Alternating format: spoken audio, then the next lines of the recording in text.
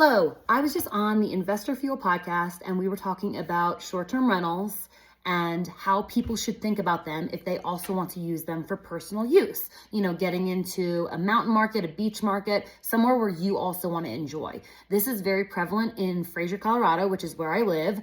So there were three things that I really thought that owners should be dialed into. One, treat this like a business because it is. You will be making income from this rental. So making sure that you are keeping track of the numbers, making sure that you are maintaining the property, not only for your own use, you should do that anyway, but it is a hospitality business. So treating it as such will set you up for success. Number two is separation of your things versus the guest things. If you have different comforters that you use when you are there with your family, with your friends, if you have your own gear there, if you have your own anything there that you do not want guests to use, lock it away.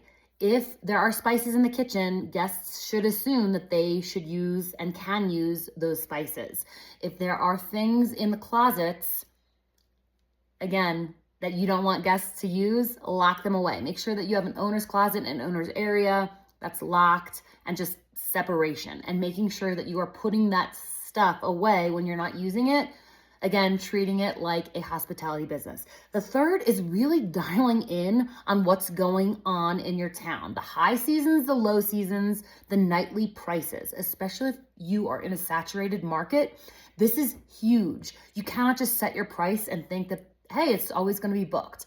If there are shoulder seasons here in Fraser, we have huge shoulder seasons that are a little slower, either pivoting your nightly price or pivoting to a midterm rental, making those 2, 3, 4, 5 week stays a little less expensive, setting it up for a midterm rental. I think that is key to making sure that you also enjoy it, but you're also running it like a business and you are having the most vacancy or the most occupancy and less vacancy. I think that is really key.